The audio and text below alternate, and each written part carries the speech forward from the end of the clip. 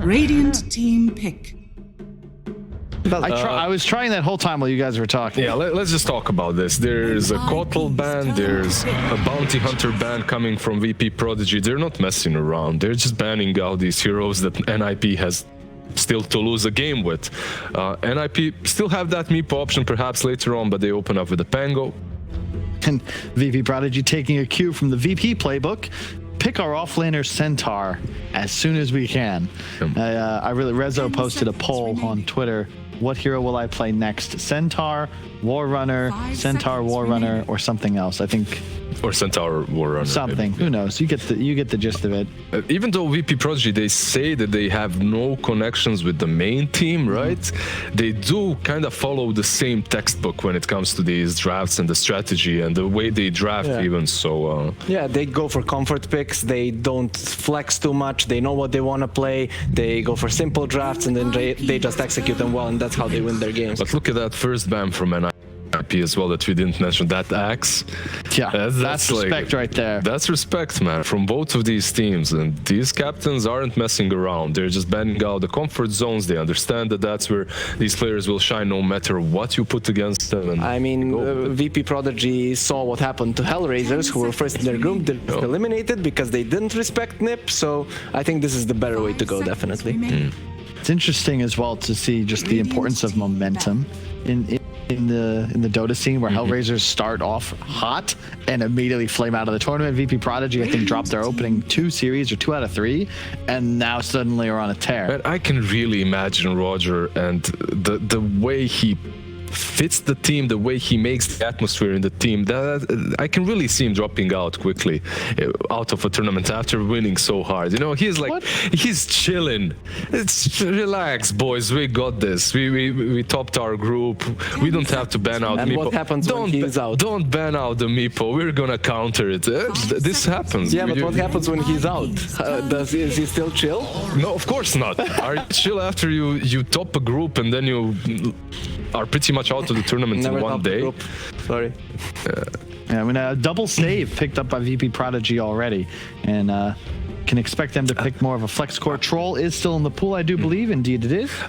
I just love these 2 openers and how they match up in the current meta. On one side you have the Rubik and the Pango, on the other you have the Shadow Demon and the Centaur. I've seen this play out many times, and Pango can do really well. It's a little bit easier for the Centaur to initiate in to get that stun with, let's say, a Stampede or something, but Pango has more impact as the fight progresses, right? As it's longer. You can get more utility off of him, but it's all about these combos that you bring into fight. If I see a Centaur do better in this sort of a scenario, it's because he has something like a Grimstroke follow-up. So Inksfall is already on you, then you follow up with that stun, and there's more control, layers of control coming. Now from NIP, I would hate to see them fall into the same trap that Navi did with this Pango, is having no one to start off things first so that Pango can shine off of that. Yeah, they definitely need something to start off when it comes to Oracle, and Pango is a good answer to Oracle if someone else is starting the fight, and then Oracle has to react immediately.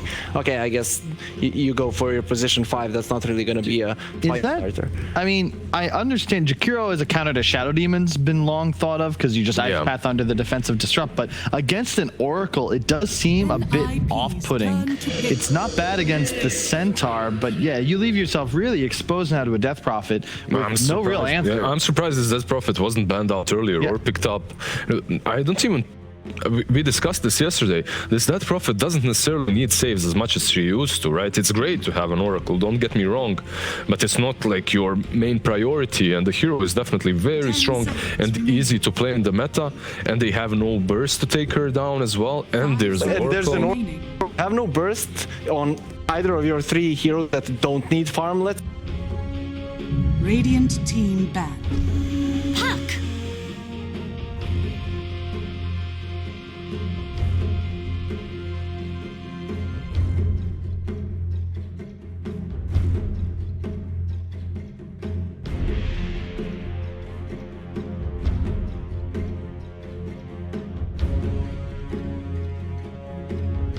like not strength heroes. And then Vp.Prodigy, you've double save and 2 huge beefy cores.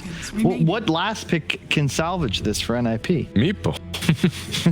There you go.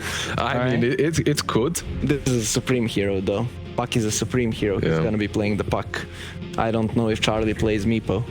No, I don't think you do that. I think if you pick Meepo, you give it to Supreme. And now it's on Vp.Prodigy to... Now it's on us to see if Vp.Prodigy are going to do the same mistake HR did. Are they going to ban out the Meepo or not? Are they going to let that hero go through? There are other heroes that could...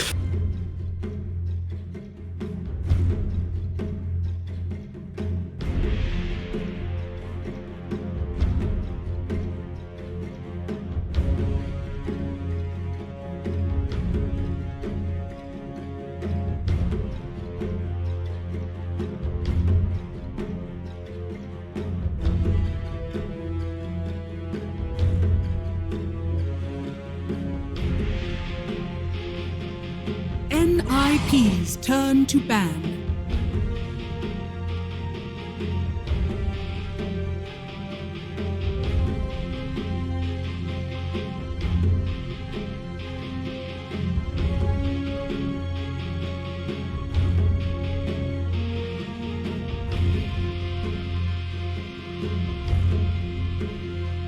Ten seconds remaining. 5 seconds remaining.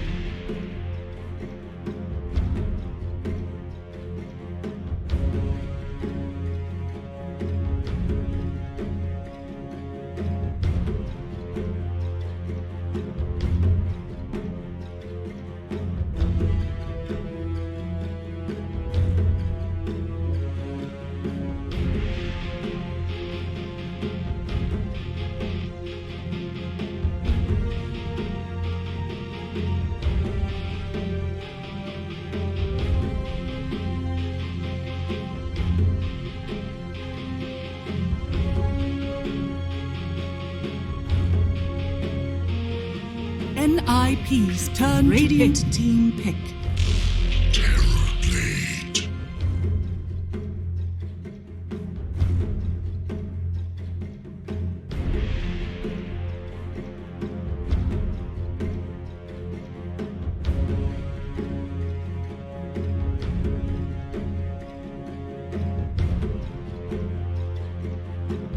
Ten seconds remaining.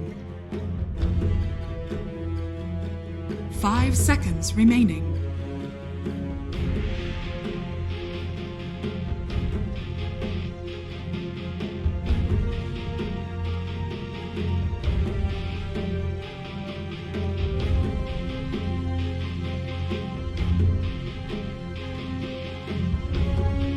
It's strong against this hero, but if you pop meta preemptively and the Puck is inside of the fight, then you can't really get to the Terrorblade. Though when it comes to like high ground pushes and something like that, you can get those illusions, and it can. So what are we thinking about besides PL? Is Slark any good here? I wouldn't say into this. I mean, matchup lineup, one-on-one versus CB, it's kind of alright, right? But overall, they do have a lot of AoE. I think they can go for the Monkey King. Is in the pool. They can go for the Monkey King, win the lane, and then just win the game off of that. It can be a bit rough against Jakiro Puck though, because you can get macropyred on a tree and you're just straight up dead. And I do agree that fits the concept. After watching how EpiKid played it in the previous series, I'd have to agree, but I don't mind it. Yeah. I don't mind the Dragon Knight as well. It's not your Monkey King, but it fits kind of similar playstyle. You will be very active early on. If they just wanted a simpler solution, you have a point-and-click stun now for the Puck, good synergy with your natural tower push. And you can lane anyway, by the way. You don't even have to put the Dragon Knight safely in that Prophet mid. You could even put the DK mid, right? Like that's also pretty sick. It's an easier lane, let's say, to play versus the Puck, and then you can Prophet versus Pango. Yeah, it's gonna do really well. I don't see NIP killing any of these heroes. That's the problem. And even in the later stages of the game, we have the damage mitigation for the Terrorblade. I don't know. This Vp.Prodigy lineup is looking really scary. Not to mention Charlie on the win condition instead of Supreme. I have not seen NIP find much success with this. All right. 10 seconds. At the same time, yesterday with Jug he did well, and Terrorblades here, if he does get massive, he will carry you this game. If they manage to slow down Vp.Prodigy to those later stages of the game, but overall, yeah, Prodigy's lineup looks very solid. They have these two heroes that are almost banned out in every single game that we pretty much see. The Death Prophet and the Dragonite, they get both of them. Yep. And maybe a month or two back, you would say these two heroes kind of do the same thing, accomplish the same thing, so because of that they shouldn't be drafted together.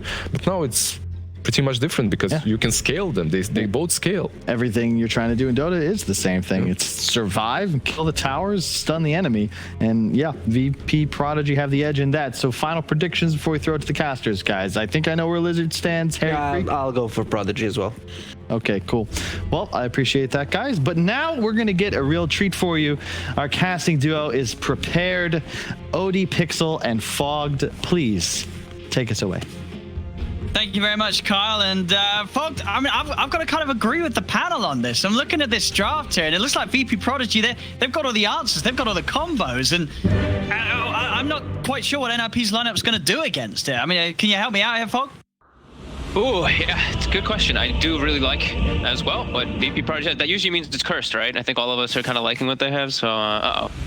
But no, it's definitely looking strong. I like the pace taken set, and like I said, it's just really popular heroes that people are playing. Sure, in the past, it used to be like, you know, don't pick the DPDK like Lizard was saying, but these heroes will set the tempo, and they will be able to play very fast. And NIP, they need to play slow. They need to wait a long time for this Terrorblade to be able to get involved. And there are heroes that are just naturally good versus the TB in this game still, too. There's still the Shadow Demon. DK is also great, too. We've seen that damage mitigation come into play a lot. And the Splash, yeah. No, you're right. I mean, yeah, you're right. Yeah, because what pretty much is a TB, all your damage is base damage, right? So you take a hard hit from that free fire, ridiculously amount of damage reduction. And in terms of just the nuke damage, I feel like this TB he's going to get burst in the fights, right? You know, TB has like a BKB. They don't have any defensive supports on his side, and there's nothing really to save the Terrorblade if he gets gone on. And then meanwhile, you're a bit rough, bud. Oh. I'm not sure if it's on my end, on yours, but you're a little bit rolled off. 30 seconds to battle. Hello? Still a little bit. I might be on my end, but you're still a little bit rolled off for me. But I totally agree with everything that you were saying. Keep trying to talk, and I'll let you know. I think he's muted for the time being, so it's just me and what we're going to be seeing. But yeah, there's a lot of different things that we are definitely liking about VPP's draft. The DK with that level 10 talent, if he used to get it, that 50% damage reduction is pretty insane. Hello? Did I fix it? You're good. Yeah, I just had to remove a few circuit boards and stuff. I'm back to not about 90% human now. So we're good. We're good. Anyway, yes, sorry. Fogged, you know, take away. I'm sure you're doing a great job. No, I actually had no idea what to say anymore when you were gone. Usually this is where you take over, and I just sit there and listen. All right. Well, let's have a look. Let's have a look at the lanes. Like, so obviously we're all very skeptical about what NRP's decided to do here. Is there any lane that you're looking at where you could see sort of NRP popping off from the laning stage and getting some real momentum behind some of the heroes? Not really with the way the VPP set up. I actually love the way that they have this top. They're already looking to get aggressive. They're trying to actually kill Charlie instantly right when he gets to the lane. So if they've got enough damage, well, they can't quite do might be enough. But yeah, now they're able to put a Death Prophet in a lane where sometimes playing like your traditional carry heroes can be pretty annoying. You're playing versus Fade Bolt, you're playing versus Pangleer who's going to be swashbuckling and kind of like lucky shotting you. It's a Death Prophet now. You can just use your nukes to last it all the time, and you're ranged. You can always play around that pretty nicely. So they move the Oracle bottom, double ranged lane versus this. Looks pretty good. Mid should be pretty free for FN as well. Oh my goodness, it is as well. Look at that, 7 for 3 against the 1 and 0 on the first few waves. Not a great start at all for Supreme. I mean, as you say, it's expected this DK is going to have a solid time hitting the right clicks, hitting the CS.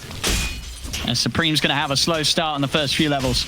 Yeah, and I think the other reason we did see the DK is addressing it as well, not just the Terrorblade like damage mitigation and all that, but now they have another reliable stun. Because they only really had like the Centaur, and yeah, that's kind of it. Now he actually has a way to stun the puck, stun the Terrorblade too. He actually went for skilling stun at level 3, trying to catch Supreme off guard there.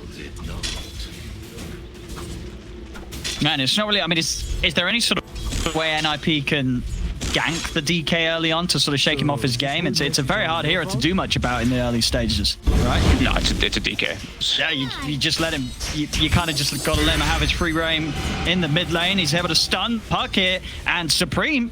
He's going to get very, very low there. Nice timing from FN to maximize the damage output, stopping Supreme from being able to jaunt the orb. He's owning the lane, like 11-6 to 6-2. This lane is over. This lane is definitely over. This FN is going to have the freest of starts, and on the side lanes as well. As expected, VPP have had a solid first few waves or such. All 3 cores, top 3 CS at the moment in the game. Yeah, it's a perfect lane setup for them, really. This like very clever kind of way of drafting and putting the DP pick last, and then just having it be bottom, and they have the DK. They have these 2 mid laners that can just play in these side lanes just as fine anyway. Saberlight, he's got no mana for a swashbuckle. Bottom. Got another Crypt Swarm. I think okay, he's got a Fairy Fire, but now Courier.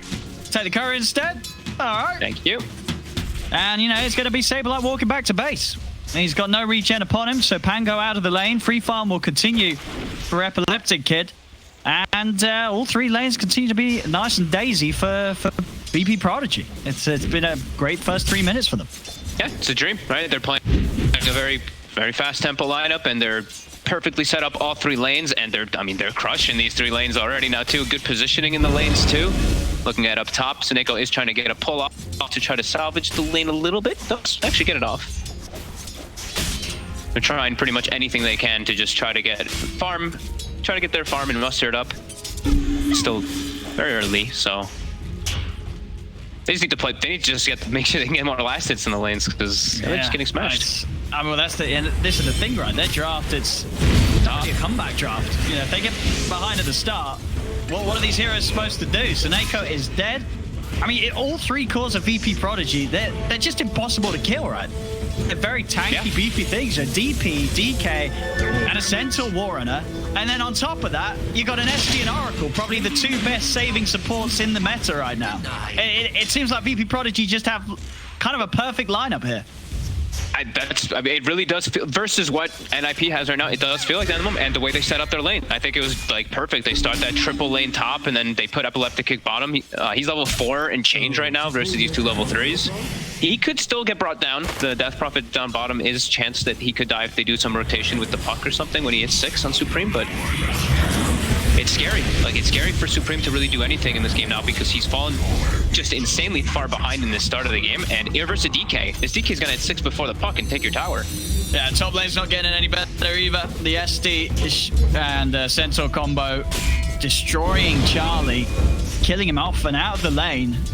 It's 2-0, 1k lead. You talk about Supreme as well, right?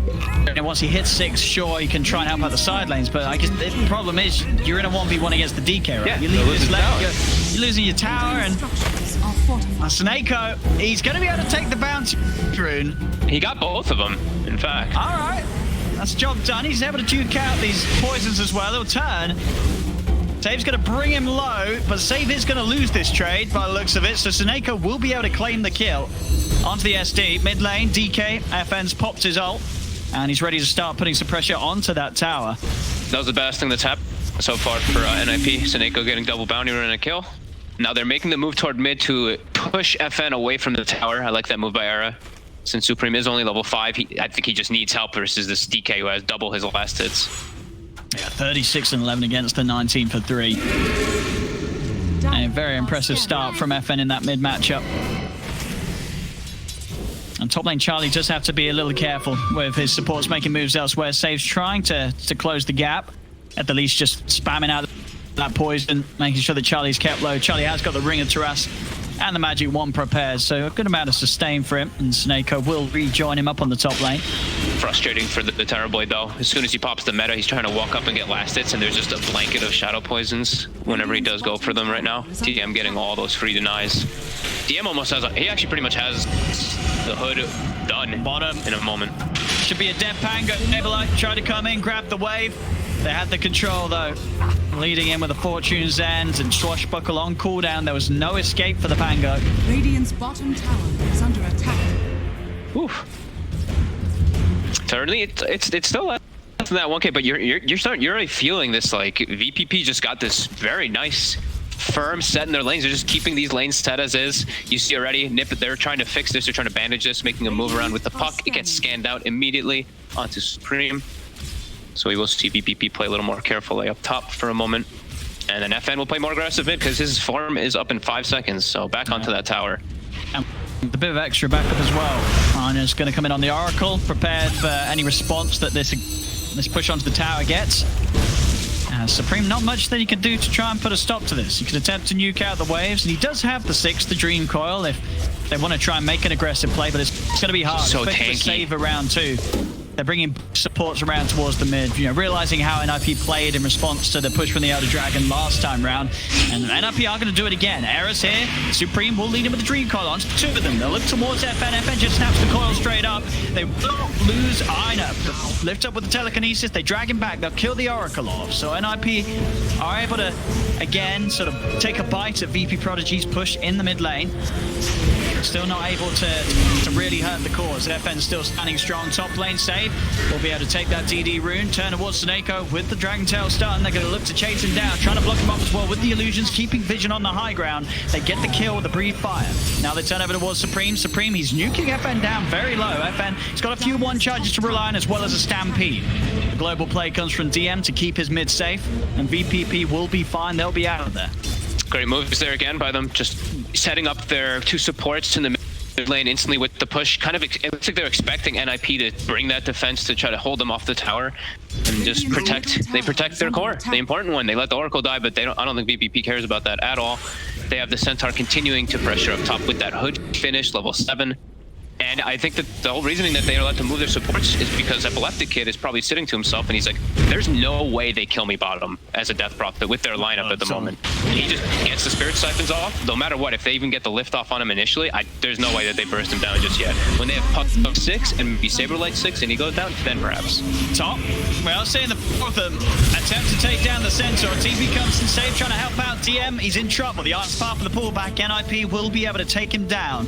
Making these moves, this mass unit. This is pretty much the way that they get those kills. Mid lane, Saberlight nuked down between the 2 of them, FN and Ina.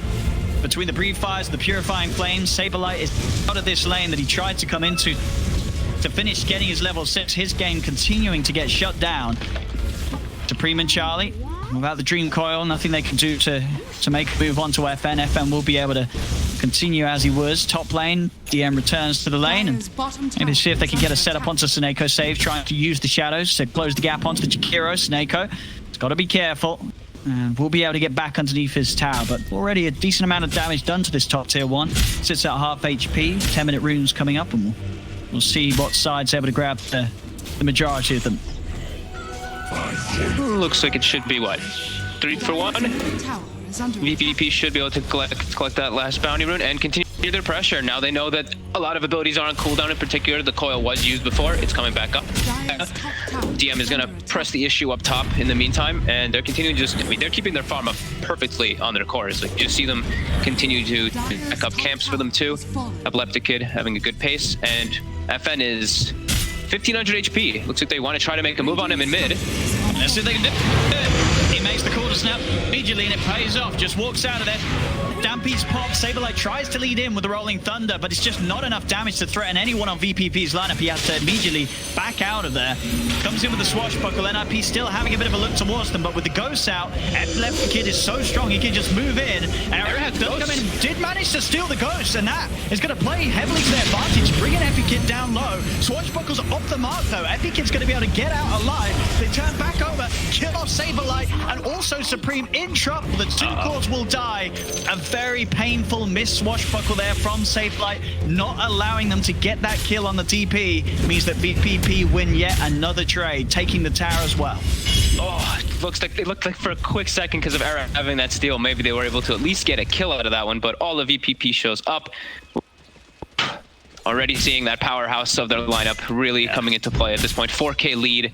They've already got these 2 very important towers going along their way, and they're starting to get their initiation tools, I believe, online. FN. Okay, he had to go to get a bigger scaling item. Shadowblade, like that anyway. both of those are just fine for himself. And yeah, they've got this solid farm, and their lineup is going to be able to constantly fight and bring the pressure to those NIP towers. NIP just, that jump on the DK was insane. Like, if he was on the other side of the river, like on the high ground when they first started going, then maybe, but he was already on his side when they coiled. Underneath his tower, basically. Yeah. It's 1500 HP DK at that point. It's pretty wild. Ambitious. And things, of course, yeah, FN getting this Shadow Blade as quickly as you can. You know, VP obviously know how far ahead they are financially. If they can start to sort of starve out the supports of NIP in terms of dust and sentries, it's going to get even tougher for the dire side. Up top, Seneko is going to try and juke. It's all right for TP out, but he will fall. Meanwhile, they do manage to kill off DM, and they will, well, as well. Ana's been left behind, cannot get the false promise in time. So NIP, they're able to take a tower, get the double kill for Charlie. Again, when they do group up and there's only 1 or 2 around for VPP, you know, the TB with his metamorphosis is still very, very strong. They need to get as much as they can from this, though. They are pushing on to the tier 2. FN has got that Shadow Blade on its way out to him, so he can look for the lead in. Elder Dragon form is also available. That is such a farm. That's such a fast Shadow Blade, level 10 already too. He actually took the mana regen talent, which is, I mean, probably still the better one than the 30 reduction. But Charlie, he's got it. Expect this. He's not going to expect this at all. FN jumps out from the shadows. The TPs have come and he goes for a TP out, Charlie, but already with a backup inbound to the outpost. VPP claim another. That is so fast how he got that. There's no way he did not expect it at all coming. Now that they're going to know that there's a quick initiation, that's going to put fear already. And they're going to have to start spending money on sentries to protect entrances toward their jungle. They already do kind of have a couple there, but yeah, now you know Shadow Blade is done, and that, like I said, Charlie's just going to have to play a little bit more careful every single time inside of his mind what he wants to farm. Look how quick FN's playing. Immediately as Shadow Blade's off cooldown, he's looking for the next kill. TP's up top. He's checking out the situation. He'll lead in onto Seneko. Saberlight's going to pop the Rolling Thunder. In fact, no, he's second guessing it. Knows that Seneko cannot be saved. So he'll keep his ultimate to himself. I say Seneko can't. He's going to try for the deny. Won't work. Poison's on him. Save pops it. And they bring down Seneko on the top lane. FN knows he's king. These next like 10 plus minutes or so. He's got nothing really to be concerned about. He can just lead the charge in majority of the situations. And they have the lanes in a good spot. DM also getting close. Their initiation tool for them. Yeah, and FM won't, I mean, but yeah, nothing can kill him, especially when he has the BKB done on top of the Shadow Blade. The only hero that's going to be able to have any sort of physical offering is the Terror Blade, and obviously you're still trying to hit a Dragon Knight that's sitting on 21 armor at the moment. And it's scary to play. It's scary to be the TB in a lot of these situations too, because if you get hit by almost anything, there's a lot of burst damage like we were mentioning on Prodigy. There's a lot of different ways to control him as well, so he's got to be careful for the Centaur, the DK, even a silence that can come in from the Death Prop. All these different things can just mess with your TB early on, because he needs a lot more time. So do they entirely for their entire draft to come together. But VPP is not going to give him that time. They're on the hunt for Charlie. They are. Charlie, he's heading back to pick up his own bounty. They do have the sentry down still. CFN, FN, can he still get in range for the Dragon Tail opening? He closes the gap. The Stampede helps out, moves DM in. There's the follow-up boost stop. Well, he's actually going to save it for now. Work there with the silence to get maximum amount of disable onto the Terror Blade. Very cleanly done there from VPP. As now with the remainder of the Exorcism, they can move back towards the lane. See if they can get some pressure onto the towers. Already saves, starting to move in on the bottom. Taking some illusions for himself, so he's got a bit of extra push. It looks like he kind of did he like miss the coil on the edge, because he only caught the Death Prop instead of the Centaur, which would have been the bigger target for him. But either way, TB does go down, and top again. Epileptic Kid is able to find Saberlight, but will he go down? He's pretty speedy. Dire's bottom tower is under attack. Wind Blaze across the brooch. To get out there with the Dukes, just trying to get some semblance of items online. He's got the on his way out. Of course, that is going to require them to find kills, and that is something that NIP have struggled with so far. He needs to get that Spirit Vessel online. Oh, it's such a good Spirit Vessel game. Every game is a good Spirit Vessel game now, but versus DP, Oracle, DK, Centaur, yeah. It's a very good argument. Supreme trying desperately to get their initiation tool. He's 150 or so gold away from that Blink Dagger, which will at least let him get to that backline. That SD and the Oracle, they can be pretty fragile when he does have the Blink, if they can actually have the follow-up with Saberlight. after the puck coil in the back. But it's killing that front line that's really going to be the issue for NIP. Radiant's bottom tower is See under what sort of a attack. move they can make. I mean, Epileptic Kid, as strong as he is, he's just bolting up and taking the outpost on his own. He's not worried about any interruption from NIP. That is some straight up confidence, right? That's like the bluff. He's alone. Yeah. That's the bluff too. You're like, yeah, they're behind me. You don't know. There's no vision as well there from VPP inside the jungle of NIP. They know that they're that strong right now. Radiant's bottom tower is under attack. What's down? They will know that FP Kid is up here. And he's still, again, he's playing entirely on the opposite half of his map, but now he's out of there. So that maybe small opportunity for NIP to maybe catch him alone has gone. A sneaky ward right now by Prodigy. This did not get taken out, and they see Charlie farming. There's the initiation. More than enough. Take down the Terrorblade once again. Dire's middle tower is under attack. That is I haven't seen that ward much. Dire's structures are Just to be able to watch the Ancients, they know that Terrorblade's main farming tool is going to be playing around that Ancient area. Very nice ward being set up there. And cool way they set up that smoke too. If you saw, they smoked and instantly started running bottom while Epileptic King was still just top, like bluffing pretty much. And then he's able to TP bottom, putting himself in like the safest position of the map. That was really interesting. Just the way they did that smoke, I loved it. Dire's middle tower. And I think they're trying to take this tier 1 top, but VP aren't going to let this go unnoticed. You've got TPs coming in, VPP ready to push them off. And the thing is as well, without the Terrorblade, it's only really the Jakiro that's doing any sort of push damage to the towers. Other than that, it's a very slow siege from NIP's lineup when Terrorblade's not around. Yeah, and these heroes, the NIP lineup, they need time. They need time. The Terrorblade needs time to be able to fight and everything too. But when you're giving this much time, and Vp.Prodigy is still getting that much more out of the map than you are, these two big cores, they're gonna get BKBs pretty soon. Like DK and Death Prophet with a BKB, NIP's draft does no damage beside the Terrorblade at that point. They can just kind of walk away too because they have Stampede and BKB. So they can either get on top of the TV or they can just kind of walk away from him and just avoid all of the disable that comes out from the puck and that Jakiro. They need these sort of smoke ganks to work. They've got to find something with this NIP. They really do. It's been dispelled on Supreme. FN came close, and Supreme is still trying to hunt. Now if you make a move, VP are going to be aware they're sticking together on this top half of the Radiant side. Under attack. See what sort of relief there will be from the backup of NIP. Supreme, he's been spotted. He's already backing out.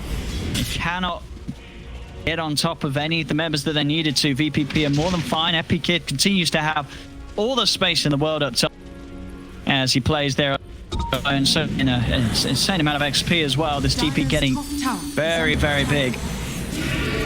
And they're playing around each other very nicely. They're just sticking around those two cores until they do get that BKB, which they're both going to get at the exact same time. These saves playing right near them. You see Dave is also...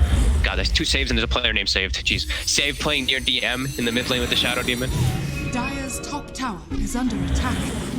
Soneko and Saberlight. I mean, yeah, everyone in NLP just has to keep their distance. Anytime that opportunity for a disruption setup, it's very easy for the rest of VPP to follow up with the Stampede to close the gap. In top lane, tier 2 goes down. They continue to take these objectives away from NIP, whilst NIP are just struggling to find some sort of play. They'll go for another smoke. NIP again. They really need to make these work. Before the BKBs. They have to catch them before these two BKBs come out, and FN's like 50 gold away. Epileptic Kid is also about 200 from that too. They're about to be picking them up, and NIP. This could be a really good timing for them if they can actually catch them before it comes out on the courier. Let's see if they can get DM. DM step forward, they'll lead in. Have they got the burst for him? They bring him down to half HP. The setup there, the telekinesis into Rolling Thunder. Ice Path follow-up. They're locking him down. Another bounce by, they'll get the kill. Will manage to find DM.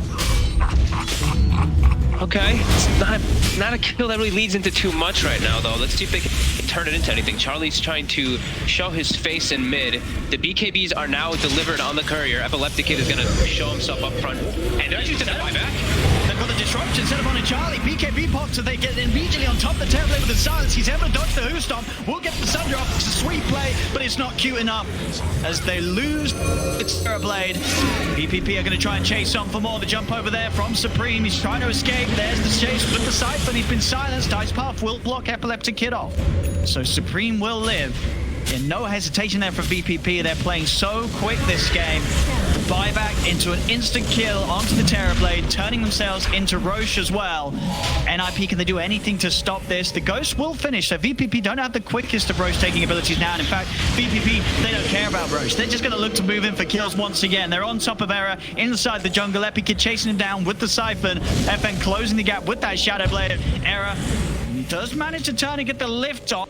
Poison, only the one stack, so Era will manage to live on 20 HP. He will get out of there. Looks like a raindrop saved him again.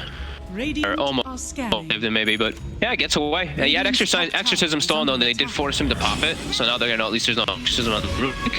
At least something small there for VPP as they're starting to back up. Supreme trying to catch Ein. He's dropped a Dream Coil onto the solo Oracle. But he's got a lot of heals running. There's not going to be any follow-up, and now he's sort of baited the rest of his team in Era after the great escape up top is going to be the first to fall in this mid-lane engagement. Saberlight going with the Rolling Thunder, trying to chase down DM, turns back over towards the two supports. They have caught both the SD and the Oracle in a perfect position as they do manage to kill off Einer. Save, he's falling low, they'll take him out as well. Both supports are done. The NIP have managed to eliminate the backlines, but now with the silence from PK at the corners of VPP, they're ready to fight on without their supports. They jump in, take Supreme, they'll get the Who Stop and the Stamp away. Saberlight still trying to poke with the Swashbuckle, but there's no more. But NIP, I mean, they did find a brilliant way to take that fight. That angle in the river with the Rolling Thunder catching both supports next to each other. VPP's thinking about re-engaging FN. I'm going to miss the Swashbuckle. Ooh, nice blink for Saberlight, able to juke out that Hoof Stomp from DM. Oh, and NIP still can't actually take the tower. I think that's what they've really been wanting to do all this time, trying to match VPP's fight in the mid to be able to take it, but they just still can't take count these cores. Like, they got the two supports, which was fantastic, but then you just see these two tanky cores just weaving inside all of it just because of how much health they have. Like 2,000 HP DK with that BKB, with all that immunity, just holds his ground, and Charlie has to be careful. He can just get reinitiated on very easily. Yeah, he's having to go for this man to BKB build.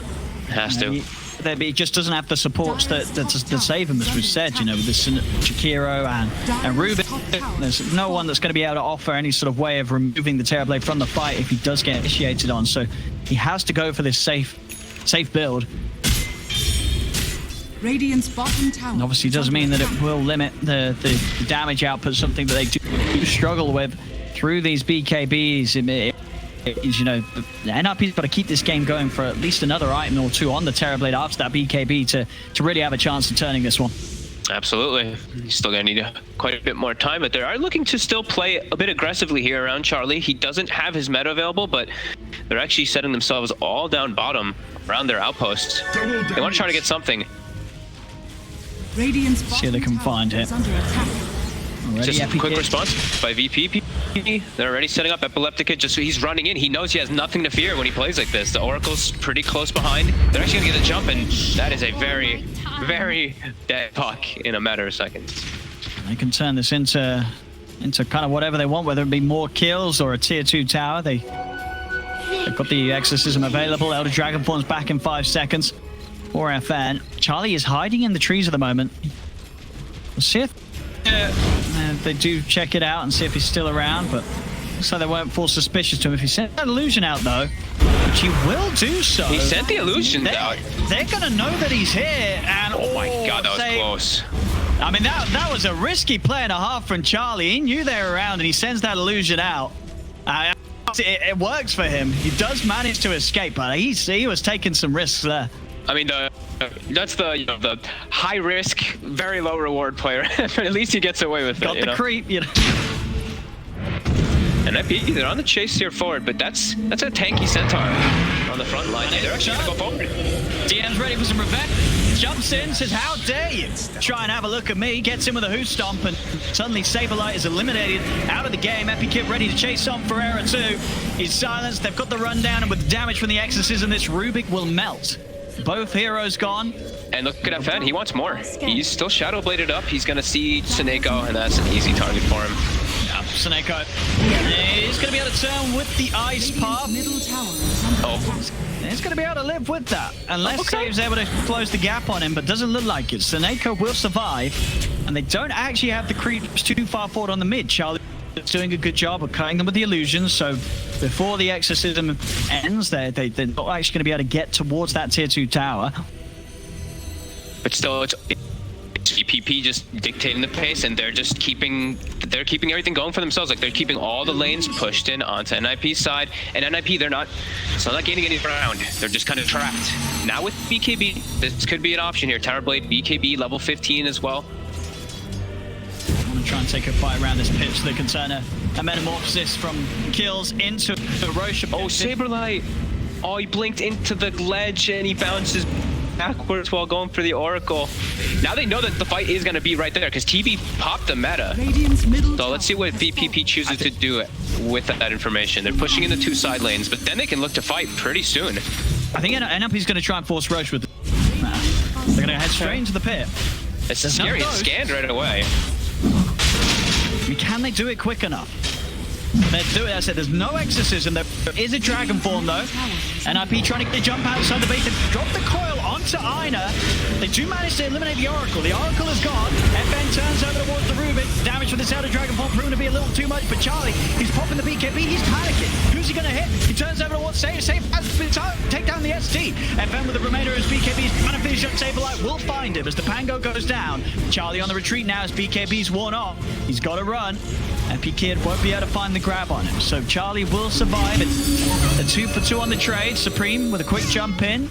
He's got to be careful about playing around this DP in case Epi Kid catches him with the Yule's silence. It won't be the case. Supreme is out. But again, it's just the supports who die. I feel like it's like always going to be the case in this game for NIP where they're able to get these supports, but yeah, picking off the 2 cores is just so damn difficult. And Saberlight, he keeps just getting, like, he's leading the charge, but not getting the best like situations where he gets his ultimate off either, or he dies, gets returned on. And now there's an exorcism available, and NIP, there's no way they can contest this. Not at all, unless Supreme wants to go for some wild jump in, which he may do so. He's outside, up on the high ground. He's been silenced. He's got the blink.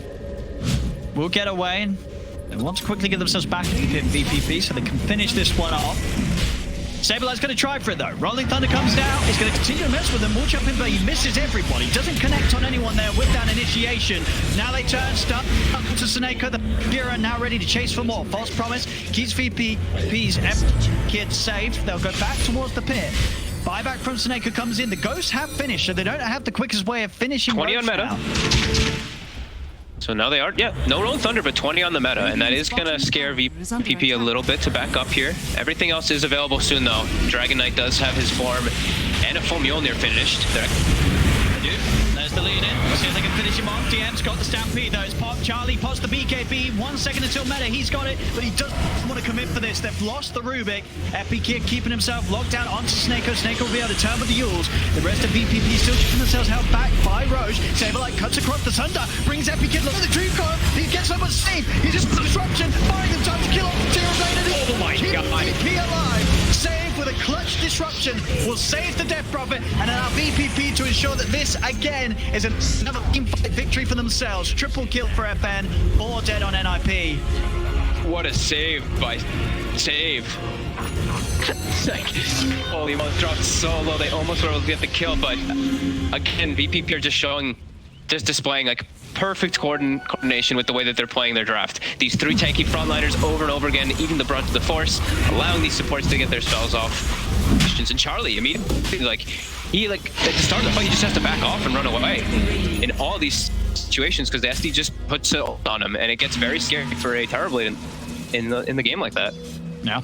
And in those sort of fights as well, Charlie's, you can see, he's popping the BKB. He doesn't want to use the meta. He knows it's going to be a bad fight, but he has to, because otherwise, what else is he going to do? Is he going to save it for the defense when his teammates are dead? I mean, obviously he uses it, it still doesn't make a difference, and that's when you know they're really now for IP. They are that far behind that it just seems very few ways that their lineup can play their way out of this game against VPP with the 13k lead they have, 25-10, and the items that pretty much all the heroes on VPP have right now. Yeah, and look, FN's actually stalking Supreme already bottom. He's on top of him, and that's a kill. Oof. I mean, FN's been styling this whole game from the laning stage to the early movements. 13, the objective 0, taking 7. 13, and you look up Supreme, he's struggled heavily, 2-4-7. It was that tough matchup mid. FM really did make sure that Supreme didn't get much at all out of the lane, and it's made the Puck's game very hard to play from then on. Across the board, they've just played so well. Like what, 0 death, Death Prophet, 0 death DK, 3 death Centaur, but I mean DM, the times that he died, it was just like he was just alone completely, and it's not like NIP got anything out of it. They got a Centaur kill into nothing. Yeah, it was like the whole team going on him. He was kind of just eating a perfect position for a gank. As the steal comes out, it's gonna actually be the Exorcism again. Kid not covering that at his best game, but not really been mattering too much. Dire's middle tower is under attack. See what they can do to stop him. Fortification comes to an end. Those are the last 2 creeps that VP has. Saberlight did cut the whole wave. I mean, should be enough. Look at that Fang going to work. Oh, Level 22 Dragon, Mione, Crystalis, BKB, he has it all. As he is just removing the rags in front of them. They see the jump in from Saberlight, going for the backlines with the Rolling Thunder. Shiva's got himself fuels, he's up in the air. Still has the BKB and the Aegis to rely on Epi Kid, so no real threat to him whatsoever. They've finished off the melee racks. As you said, the troops are now gone, but they got the big objective that they hoped for. They can move down towards the bottom, take the tier 2. It's easy pickings for them. They got the different options that they can go for here. They're actually just going to hold the high ground for a moment until they do back away and address. FN's got full Daedalus now too. What? It's like this guy's farm. It's just been insane. 20 This is my favorite. Worth on the DK. These are my DK builds. These are just the absolute like best ones. Like when you see the DKs when they have like Blink and like BKB and like AC or something, it's still like okay, it's pretty good. But this one where he's just like this force to be reckoned with, where you can't ignore the DK in the fights, he really pops off. Hey, he does everything right. He pushes towers. He destroys your heroes. He deals with the illusions. He BKB slows. He pierces them like with the BKB piercing slow, and he starts focusing on your carry. Like he's really strong hero if he does get this farm, and that's why he has started to get a lot. And Supreme, speaking of popularity, Structures are fortified. they want him again. Oh, are they gonna find him? Yes, they are. Not the smoothest two-stop combos, but I don't think it will matter at all.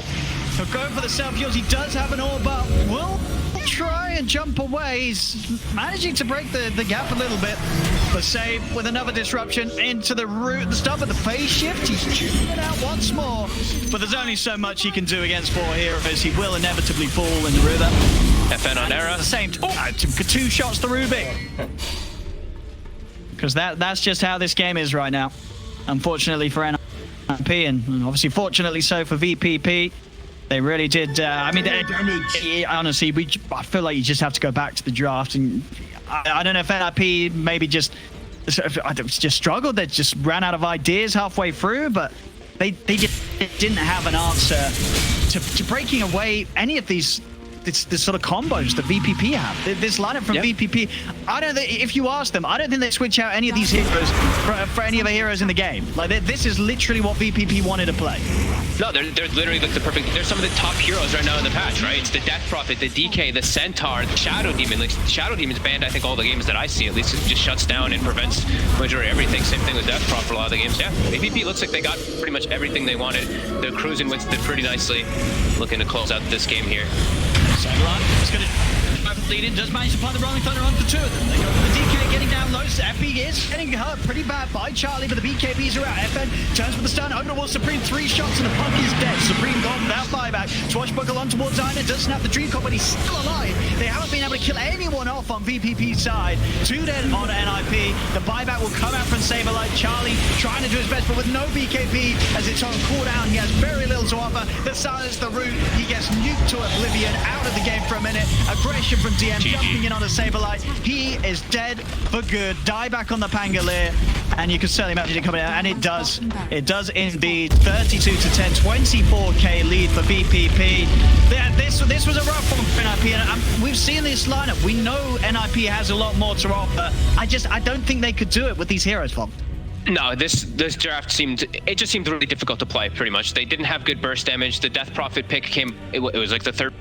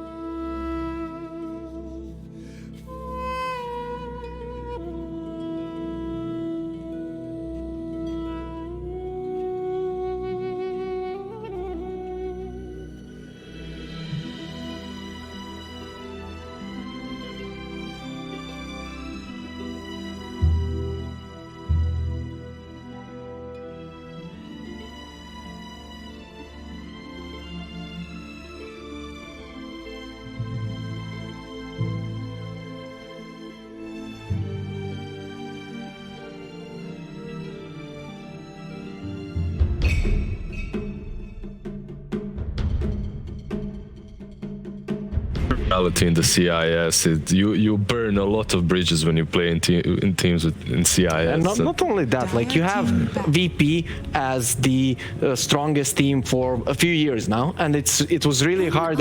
You didn't really have captains, right, in the CIS, and we know that the CIS players, they don't know English that well, they don't communicate well with people from Europe, people from NA, so he is stuck in the region, and there is no one in VP who is not really going to be replaced. So I think that's actually the main problem. Yeah, and it does feel like we also have the pool of new players has dried up recently. Do you guys feel this way? In CIS though, really? In CIS you can see a lot of new faces coming up. So. Such as?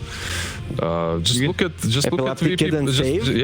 Vp.Prodigy. If these two youngsters that were picked up by Virtus.Pro, I think it's about giving these new players a shot in a good team. Then they get a little bit of spotlight, get a little bit of respect from these older and more experienced players, and then they can form a team that actually works well together. I think that's the mix that you always need. You need one or two more experienced HR. Look at them, Roger, Funnick, and then three newsters. I wish we had that luxury in NA. The up-and-coming star we've set our hopes on is this guy, Lil Nick, who is, I believe, 15 in like rank 700. But it's still like, you know, hey, this guy might have it. That's how far down the list we've got to look for new players. I mean, 15 and he's ranked 700. I probably shouldn't. I don't want to flame NA too much, though, because we've had emails sent to our PR department. Why is Kyle so toxic against North America? And I would just state, well, have you watched the games? But enough about that region. We've got a semifinal on our hands. The draft has begun. Axe, Pango, Shadow Demon, the bands from NIP, Chen, Coddle, Bounty, Lycan from Vp.Prodigy. So no changes thus far. And I believe Mars, did that? I mean, Shadow Demon obviously now has been banned out as well. I think Mars was banned. Axe was banned. Pango. Pango is obviously banned as well, which we saw in that last game. But overall, the concept of these heroes pretty much remained the same. The main heroes also banned out. The Bounty Hunter, coming from Vp.Prodigy. They don't want to play versus a hero that has 100% win rate on the side of NIP so far. But with that kind of a lineup, and if you're gonna first pick Oracle, I guess you could do it. But still, you don't. You just don't. You don't let them have Bounty. It's teams have tried Oracles. They've tried Lotus Orbs, Abaddons. It's just the way they play around. Yeah, no. Because if you think, I actually like Bounty as a concept because it's another example of this hero that activates the rest of your lineup and your allies. So you get Charlie on a hero that helps Supreme get more gold in his game, and then they save the last pick for Supreme. It just fits too well. By the way, the only way I hate Bounty Hunter, the only way I hate seeing him being played is on that position 4, like we saw today from Roger as well. If you're offlane with that hero, just maxed out that toss, deals so much damage. It's annoying to play against. I swear, if you're an offlaner, all you got to do, I've gained a lot of MMR just copying Seb. And you can argue that maybe he makes mistakes here and there, like his Enigma performance in this event wasn't the best, but he knows his builds. And when he plays Bounty, he's going like 3 or 4 points Q with like 2 points W. So it's like 1, 2, 0 into like 4, 2, 1, 0, 1. It just sometimes skips invis completely. Yeah. That's something I've been doing a lot as well, skipping invis. Saberlight does the same thing, but he maxes out the Janada a little bit more, like before the toss most of the games. And I can see that because you farm a little bit easier, it comes off cooldown quicker. You can also harass the lane a little bit better. It depends on the matchup. Sometimes toss is just so valuable though. Keywords right there, depends on the match. I think that's something a lot of Dota players they follow the cookie cutter, forget that you need different ones for the type of cookies you're making. That's the most safe way to play it. Like if you're not a top tier player, just stick to what's in the meta and what you've seen work most of the times, because you're gonna be at a disadvantage if you think that you actually know the matchup and then you make a mistake multiple times. Strongly disagree. I think you should try new things. You should think about it. Experiment, and then from that learn what you like and don't like. The amount of times I was flamed, reported at the beginning of the games long time ago when I would build Skadi without a blink on Meepo. Man, behavior score F constantly. Yeah, There but was you behavior were score a back then. rank 1 player, right? It doesn't matter. I'm saying a 3K player learns the basics and then he All right. experiments. But Guys. we're not talking. Who's 3K watching in the stream? I've seen All Twitch the chat. Twitch chat is No. 9K at Okay, least. I'm They're sorry. They're at least 7,000 MMR. You can ask them. I didn't know that. We've got Bristleback coming out. Really tough for these heroes like Oracle and Ember to take down. And already we see Nip totally shifting gears. A lot of beef on this lineup. Yeah, they're actually doing something that Vp.Prodigy was doing in that first game, right? They don't really have a lot of save, but they do have these two heroes that are extremely beefy, and now Vp.Prodigy need to figure out a way to cut through them. Ember with that Desolator build is kind of alright. Yeah. These two supports are very squishy, but so were the... What did they have? Oracle Shadow Demon in that first game? Pretty much similar. It's interesting though, because I feel like, oh, whoa. Oh! That's, is that a Seneko Visage? This could be a Supreme as looks well, like. right? Where did they play this Visage? What is it, I never saw DT5? them play Visage. I never saw them play Visage. The last game I've seen Visage was on the offlane played by General, right? It was General playing offlane Visage, and it worked out. They won. This is one of those, I see a lot of similarities between this meta and back at TI5 when CDEC was just kind of running around the map like crazy, and they loved their Visage. Wings was also a big fan. Are we gonna see like an similar aggro style. lane with? You know what I like about this Visage as well is the fact that now you're not, you can't only think about answering this Bristleback and the Dead Prophet. You have to find a way to answer the Visage now as well, which puts you on a little bit of a timer. And I'm not so sure about the Sand King and what he does here. It is a DM hero, and if he calls for Sand King, you just pick him Sand I mean, King. their style so far for him seems simple. Yeah. Pick me a stun, and DM Plus goes to stun Grimstroke, people. right? You have Inkspell, you have Stun. That's a lot of initiation. With the Sandstorm, you're actually able to deal with layers of Visage too. So that's kind of good. But overall, it looks like a pretty decent Visage game so far. They don't have anything that you really worry about. If you're a Visage, the most annoying thing are heroes that build utility such as Crimson Guard. Yeah. That's something So you something really... like a Sand King. Thinking about I think he will buy it. Yeah, he should buy it. Is he a natural builder of Crimson Guard? He isn't, but The he first can time, buy the it. first time I saw DM play was in Aachen. He was playing mid back then. They were really owning with Sand King mid. They don't get Sand King mid, they lose. They get Sand King mid, they win. And he would always go for these beefy items. And here he has three kind of a squishy hero. So I feel like he needs to be the frontliner. So do you really go for a blink here? You don't have to. You can still go. I think Crimson Guard is definitely an option if the Visage is a core. And if you remember back then, though, when he was picking the Sand King, you have to remember that the items were different as well. They were. And you would go And the drums hero. whale. You would be so tanky from the whale and drums that you wouldn't be able to die, right? You didn't even have to buy these Crimsons or whatnot. So it was a little bit different back then. They banned out the anti-mage or biggest counter pretty much in the lane stage, even though we have seen anti-mage fail here on the Pushka League. Even versus the against Sand King, yeah. Yeah, versus Sand King. It's a funky hero. It feels very hit or miss. And to your point, I like it a lot as this tankier frontliner because effectively you couldn't get Axe, you couldn't get Centaur, so they're looking to just replace this hero in their lineup, and they're going to make Sand King into a Centaur in a way. The concern I've got now for the lineup, though, is the pushing power. Firmly seems to be in the hands of NIP. Do you look for them to address that with more tower push of their own? Do you think they just need to double down on their mid-game team fight?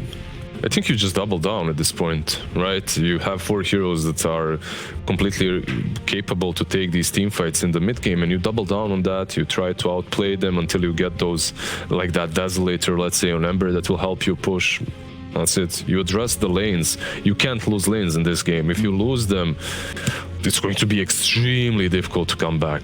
As with the Visage, the amount of push that they have, Visage, Dead Prophet, Bristleback frontlining. There's just way too many heroes for you to actually think about only winning the laning stage, because NIP's lineup is okay, that kind of solves against all of them, but they can move their lanes do whatever they like. They can even do some like aggro with the Visage and the Bristleback. He just wraps up those Squills and you get the Soul Assumption. So there is a lot of ways that NIP can play their lanes. I'm not sure that Vp.Prodigy can actually win the safe lane. It's a shame NIP banned out that co-op as well. But I think the ban on the co-op gives it away that Visage is most likely at least envisioned mid. They wanted it as mid because Queen of Pain is one of your biggest counters in the laning stage at least. And I will say, I am a huge fan of Visage. We've seen now, I think, 3 or 4 games in a row where both teams go for these double squishy supports duos. Visage just crushes them. You get a Grave Chill off and send the birds, and heroes like Rubik, like Poddle that we saw from Seagulls, they just feed. Same here with the Grimstroke and the Oracle. Okay, they have a Sand King to actually protect them.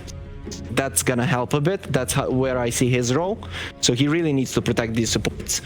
But I'm not sure how NIP... The thing is, in this matchup, right, if you have a Sand King and he's protecting you against heroes because he likes to stun them as well at the same time, and you can counterplay. But if there's Grave Chill and just the birds are killing you, he's not gonna waste that stun on. And look at this, like, they just want to snowball. That's it. NIP, they have a pretty solid lineup. They did pick a last melee core, right, versus a Razor, if they abandon melee. The portfolio, no, they're very versatile, but the Razor should have a blast on any given lane. A BKB Razor just completely uncountered thus far. I'd say the concern is just who on Prodigy is buying the Vessel. I agree the Deso Ember would be great, but someone's got to buy the Vessel. You might expect it to be the Ember.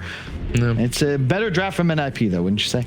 I think it's weird. We don't actually know what they're gonna do, and I'm not sure how comfortable they are and how well this is gonna play out. You don't play this very often. Even if it's a scrim, you don't play drafts like this. Even if you do, they're never the same. So it's kind of hard to execute them. And if this was like a draft from something like a Secret, with a more experienced captain, I think that they could pull it off. This way, I think that Vp.Prodigy play the Void Spirit last night. That's also an option. Who knows who's gonna play what? Nip have 5 heroes that can play off. Okay, there's really no way to read into this. So just take your best guesses. Who's gonna take the double? I think it's gonna be Vp.Prodigy because they have a draft that we know what it wants to do, and they're probably just gonna snowball with it.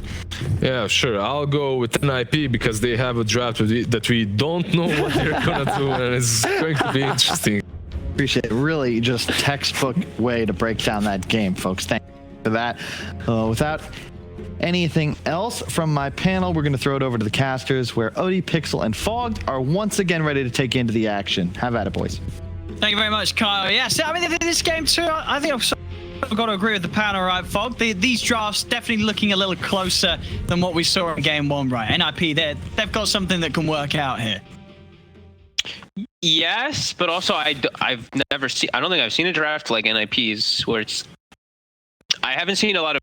I mean, I know we used to have a couple games of Visage, but I haven't seen so much of it. But sure, they don't got a lot of ways to catch heroes and lock them down, and they're playing versus Ember Spirit and a Sand King, which can be pretty elusive and pretty annoying heroes. And their only real form of lockdown is going to be a Aether Remnant coming out from the Void Spirit and Visage Birds that drop and stun.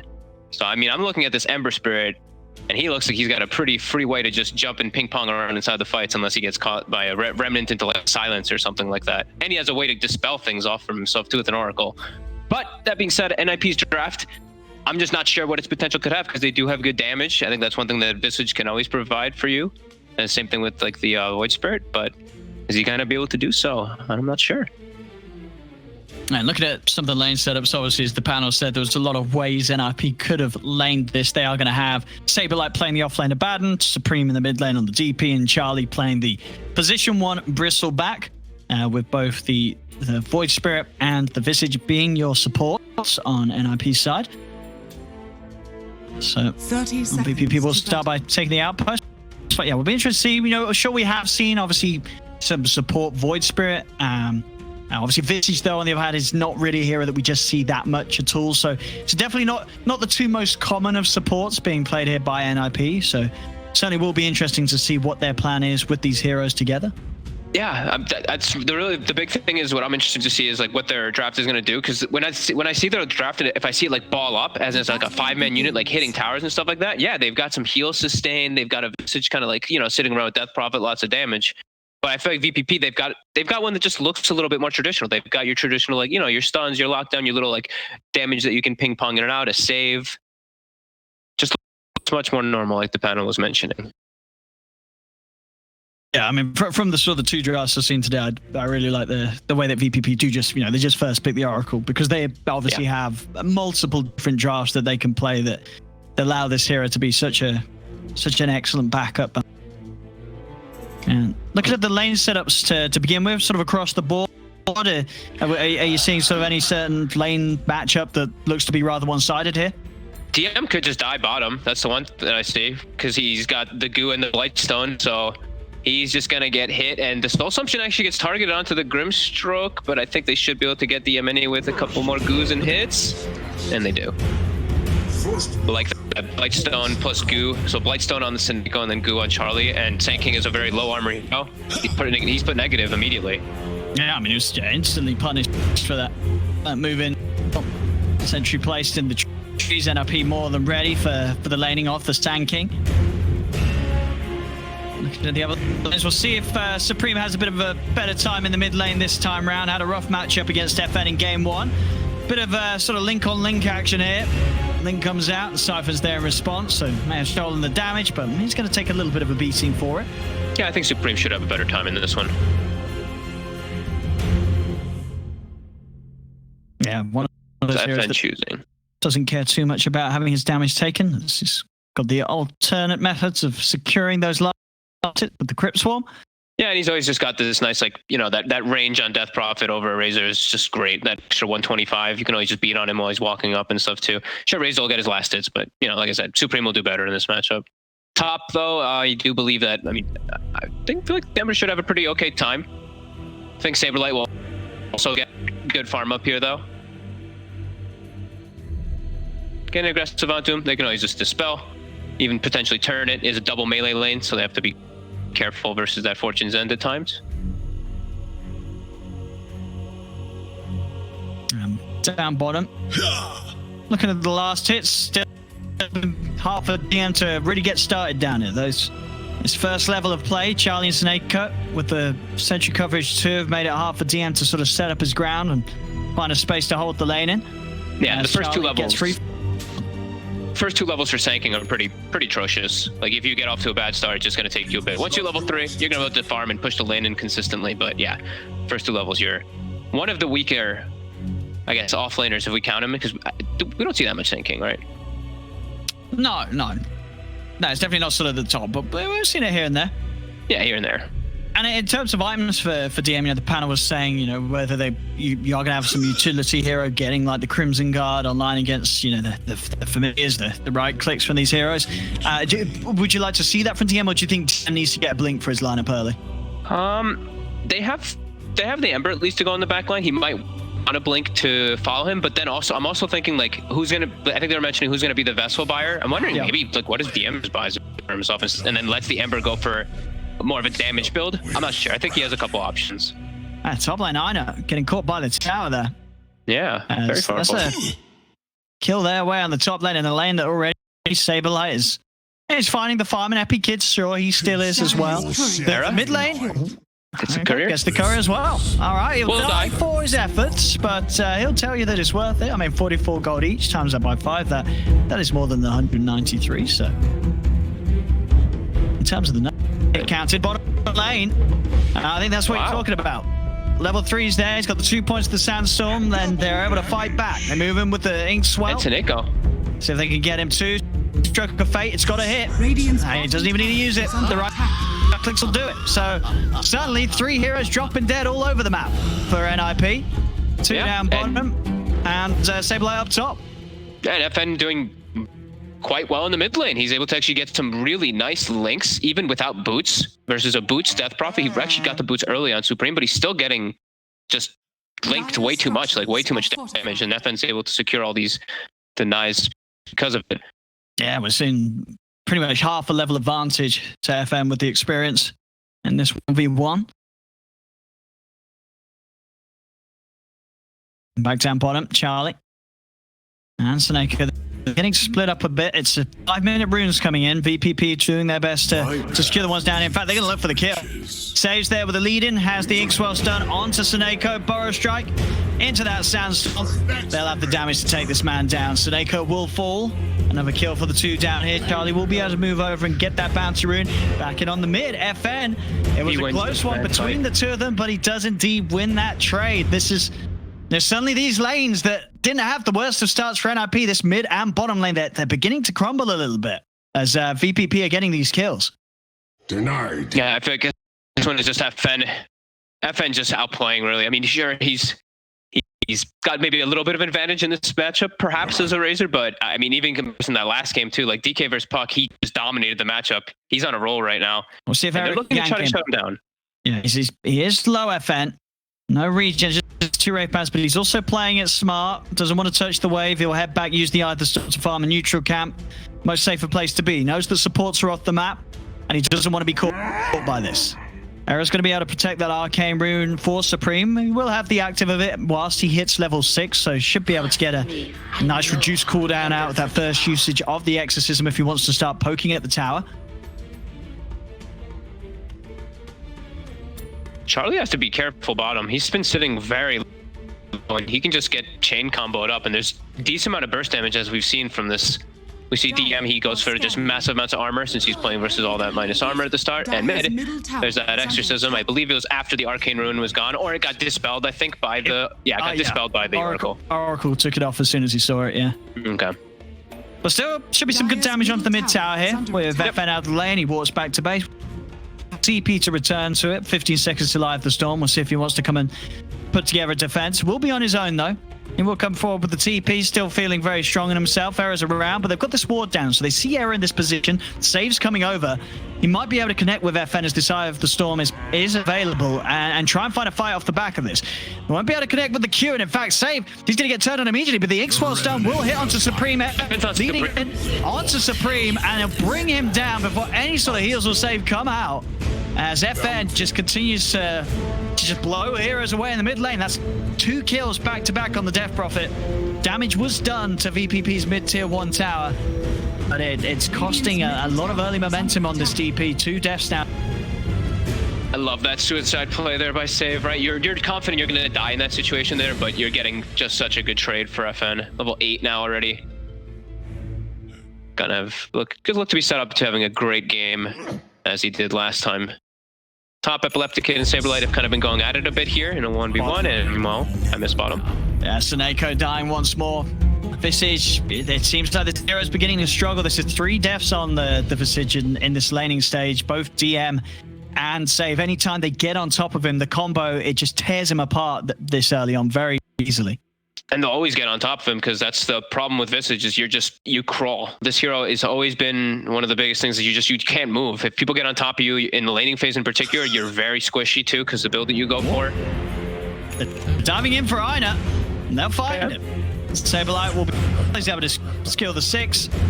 He's got the and we'll tank the tower and step out of there. So hill to be found, back towards mid. Snake's going to come in and support Supreme here with this push. 20 seconds until Exorcism's ready. They want to try and commit it for this objective. Both Save and FN keeping themselves in the trees. Sort of checking out the situation. Snaker will be able to get in and get that ward down on the cliff. Same thing as last game though. VPP just always constantly addressing your mid tower, and they're even going to buff up FN heavily, and he can go in. Ooh, pop in the Exorcism here, and attempt to fight back onto FN, and they'll get him. They'll be able to pull it back with the Ether Remnant, jump forward with the Resonant Pulse. Sarah's going to be able to nuke down a second. It's a double kill for Supreme, and they'll be able to turn it in style. Triple kill for the Death Prophet. And this time, yeah, VPP make a bit of an awkward call. They try and jump him as the ghosts come out, but Supreme's able to turn and take down all 3 of them. That's when Staneko's like, all right, I may be a Visage, I may be slow, I may die, but for the greater cause. That's a real big swing there. They even get to go in, and I believe some of these wards are already aggressively placed down by Era, but he's able to get aggressively into the enemy jungle now and just kind of like, pose a threat, staying near the outpost, waiting for someone to try to steal it away. GM will be able to balance it, get the Radiant one for themselves. So we'll be 1 for 1 on the outpost. 10-minute in is Epic Kid not quite get back towards this top one in time. And Save and DM, they're on the move towards mid. They were smoked. It just get dispelled. Radiant's middle tower And is under unlikely attack. to be able to make that jump happen now, as both FN and Supreme keep themselves very safe. Supreme, of course, with a Haste Rune bottled up Dire's too, so bottom tower is not under an easy attack. target to find. You know, obviously, other than those 2 deaths, just 5 kills on the DPs. Picking his game back up. You can see on the net worth, he's there at the top spot, Supreme. So much better time this game than he had in game 1. Haste is the dream too. This is like the perfect rune for him. He can get to any of the side lanes really quickly. He can also go to help his 2 supports that are looking to set up for something in the jungle. They're spotting FN. See if I can make the lead in. He's got 6. Quick jump forward with the step. The Remnant won't grab him though. It hits onto a creep instead. FN trying to escape, and time's been bought for Epic Kid to come in. Jumps forward with the Remnant. The turnover towards Supreme. The false promise keeping FN safe, as now Supreme, he's in trouble. The Siphons, they are healing him. In fact, he's not in trouble at all. Saberlight's in with the Aphotic Shield. Supreme will survive. DM goes in with the Burrow Strike onto Sineko. They'll take down the Viscid. They'll lose their Ember in return. Epicenter is attempted by DM. Micro from Sineko with that Familiar holds him back with the stun. DM won't be able to close the gap. Do lose the birds. But definitely, you know, NIP, they are able to kill off the Ember and make sure they don't lose too many heroes themselves, getting Supreme out of there safely. Definitely like their aggressive moves that they're making this time around, and they're giving a lot of space for Charlie to just farm up the items that he deems to be the best ones this game. Very good hood game if he wants to even... Actually, I don't know if he'll need to. I don't think he should go for the whole pipe yet. But if he does want to later on, maybe he can. But yeah, so much magic damage on VPP. That's going to be good to protect him. And if he wants to, for the profit. Yeah, it looks like Saberlight's going to get the pipe. He's going to do it. Okay. Yeah, he's got all his hood and dusted, so will suit him a little better and allow Charlie to go for something a bit more down the carry lines. Spot lane, Epic Kid. He's going to have a bit of a poke on him, but save is there. They'll actually go with the silence. There's a borrowed time up on Saberlight. They'll pop it, and they'll get out with that. Head back over to the creeps, keeping the efficiency high, Epic Kid. And his itemization, the phase into and being that playmaking Ember. Finding a lot of space for FN to freely farm the camps as he wishes with the Eye of the Storm, get his core items online, going for the drums into BKB. Such a good Vessel game. Bristleback, Madden, as well as that Death Prop. That should be really nice if Epileptic is able to get that one set up. Like you said, DM going for Blink, so they can have some other form of initiation and catch up. But right now, NIP, like we mentioned earlier, they do have a strong draft if they're able to group up and play around it with their sustain. Right now, everyone's not here yet, though. They know that there's no borrowed time. They're able to poke it out earlier by NIP Steel on tower, so they move in, kill him off before it's online again. See if they can chase for more. Drums are popped. FN's in, closing the gap onto Supreme, who's tried to stick around. He does have backup on its way, but are they going to be able to do anything to save him? It doesn't look like it at all. As Supreme will fall. The rest of NIP, they've just got to get out of it. Sineko will be able to run. They won't chase on for this VPP, so the rest of Ninjas in Pyjamas will live for now. Interesting, too. And, like, they pressed forward like they wanted to pressure the tower, right? And Charlie ran all the way to while he had a TP, and now as soon as he gets to top, he actually TP's bottom. Era's going to try and jump in on this. He's held in place by the chain, saves there with the wraparound. Era's going to be silenced or not. Dissimulate will dodge it, but FN slows him down with the Q. Another step away with the Astral. He's trying to escape, but now the Soul Bunny leads the other two of them. They've lost more heroes as Saberlight. He's got borrowed time. He will live. But that whole sort of scenario spiraling out of control from NIP, just sort of going off that awkward timing that they pushed with. Yes, they had the Exorcist. Saberlight, he didn't have borrowed time. He's without it for 20 seconds. He instantly gets focus taken out. Now behind the tower, Charlie's in trouble as well. The 5 of them surrounding the Bristol. TP's coming in. They'll rev it up. Have they got the damage to bring him down? He is tanking with the Aphotic Shield. He's still alive. Finally falls. The nuke him out with the Purifying Flames. Controls there for Snake onto FN, but the save's there from Ina. He has the false promise. FN going for the TP. Got any further cancel? They do not. Razor will live. Ina will throw himself back towards them, giving his life to allow the rest of VPP to get out back to safety as they take down Charlie and only lose the Oracle. That was VPP just like sheer numbers, just taking the advantage over NIP. And NIP kind of trickled one by one, right? From the start where it was just Saberlight as well as Supreme in the front. Charlie, like I said, he was running top and he had his TP. He TP'd so late down bottom to join the rest of his buddies. And by that point, he was alone. They're able to isolate him on the tower. I think Ina, every time I've seen him actually with this Oracle, he always is able to get the false promise into a healing salve on people too, as we saw there. He also has a shovel, which is like the best item on an Oracle. And yeah, they're playing really good as a unit. Again, now bottom, DM. If they can take down the Sand King here, Aina hasn't got a false promise available to help him out, as DM will fall. They'll be able to nuke down the SK now, could try and chase maybe for more. Snako, does he want to check it out with bursts? He won't. They won't dive past the tier 1, but just look to bring the creep wave round and try and finish off this objective, as Supreme has got Ghosts ready to go once more. So just scouting out behind the tower, seeing if he can find any of these supports. They've got the wraparound on Aina. Aina seems to be in a fair bit of trouble as he's been silenced. He's able to purge it off. Is there any sort of help coming from him? It looks like his team may just let him fall. And in fact, the heals are not. Radiant's middle tower. Able to walk away from the three of them. Supreme was trying to stay on top of him, but Sneko wasn't using the familiars to stay in, and Saberlight and Arrow weren't interested in diving. Now VPP can come back with a response. The ghosts are out, but VPP, they've now responded with a strong defense, and not much damage at all is going to be done with this exorcism. NIP's got to walk this one away. VP with a good response, defending those towers, setting up well. NIP, I feel like when they have that exorcism pop, they really need to press the issue pretty hard, but it's scary when it's just the level 1 exorcism still. Like, Supreme is still only level 11. It's not as strong as it can be. And yeah, they're still scared of all of that burst damage. They don't have those, I mean, they have the shield, which is a pretty good save for the Death Prop, but it's nothing like an Oracle. No, so yeah, the sort of saves that Aina could come in have been massive. And now FN, he's got his Sand, she's going for the S and Y, just the full stats, tank it up build. And he's hitting some excellent timings. You see on the net worth, he's starting to make quite a lead for himself in that top spot as the Razor. Radiant's bottom finishing off that play.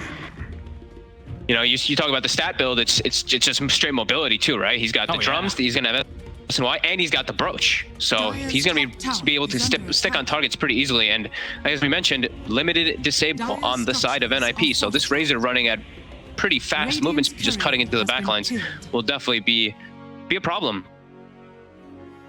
And they do not have their pipe complete on Saberlight, so okay, that extra way to protect themselves from the initiation of these sort of heavily magical damage-oriented heroes such as DM, who's now got the blink, so we'll be able to find those jumps in the fights.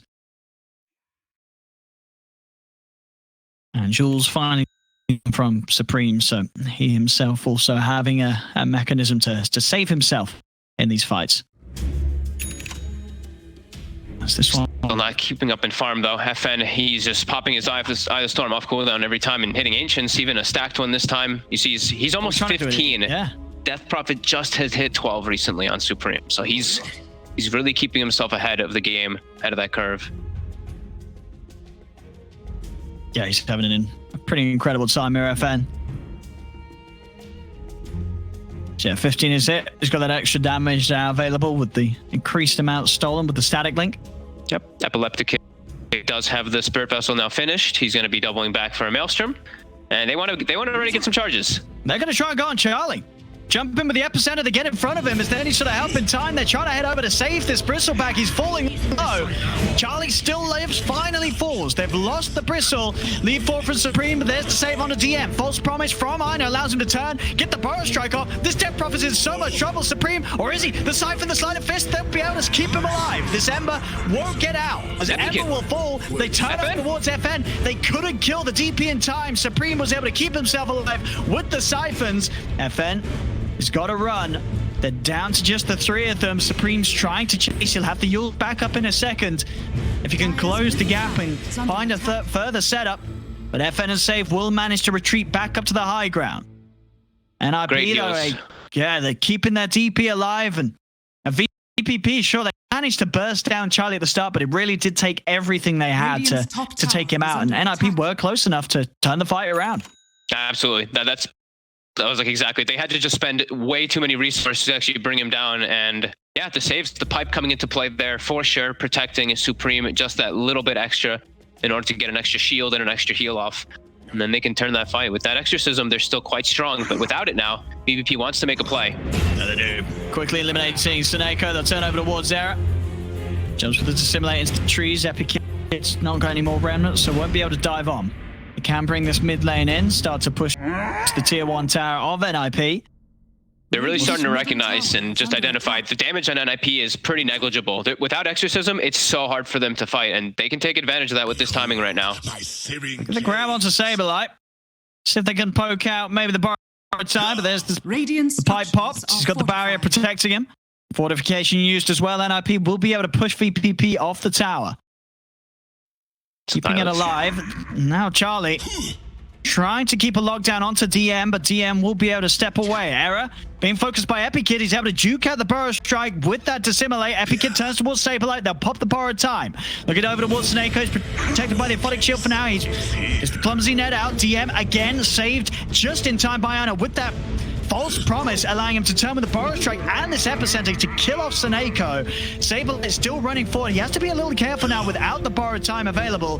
Chains onto Error. No, it didn't quite grab him. Error does manage to jump once more. He'll live, but NIP, they have lost 2. Supreme and Charlie have got to be careful. Ghosts are available for Supreme. Charlie still staying on the front lines. He's going to be the focus. There'll be a buyback from Saberlight. Charlie getting melted pretty low. The save comes in from Saberlight, healing him back up with the Mist Coil and the Aphotic Shield. What a disengage. That's it. Instantly as the Exorcism gets popped, everyone just full split, Delta split, everybody goes to a different lane for the side of VPP to push them out. Perfect reaction to that coming out there. And the way that they actually played around the fight was pretty neat. Like Epileptic Kid is distracting the 2 supports on the back line while another fight's happening up near the 2 cores of VPP on the other side of the river. And yeah, just playing around that Exorcism cooldown. I think, yeah, they've completely identified now that the damage on NIP is just, there's just no damage without Exorcism. Now, we'll see what they do now again with that 100 seconds where it's not online. How VPP is going to choose to play into it. Stop, Charlie. Just trying to get Epikid out of this area, but Epikid obviously not too much to worry about with that Remnant. Compared to defensively, he's closing in on the Maelstrom on top of the Spirit Vessel. Now seeing the net worth lead start to grow for VPP. 3k ahead, 20 to 13. Radiant's middle tower is under attack. Now they're starting to actually be able to pressure the tower. Like we said, no Exorcism. This is their go time. They're always going to be looking for something. Era. It's another. He's going to try for it, but gets picked off anyway from the slight. Decided this fate. My blades realized it. Radiant's middle tower is under attack.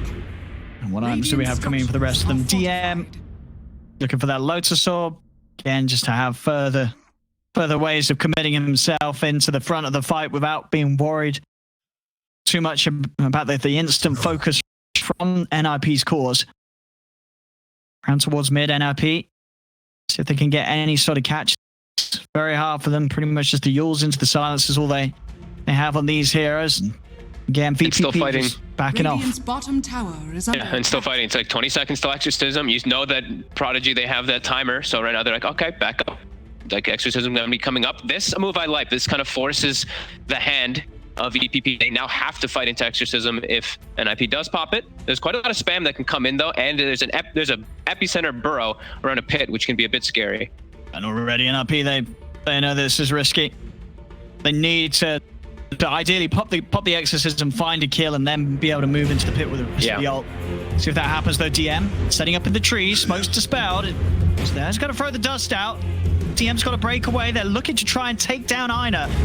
Make sure the Oracle's not available for the fight, and they'll do so. It's a clean kill as there's no Oracle. Turning over to ward save. DM comes in with the Burrow Strike, the blink off to protect save from the chase of familiars.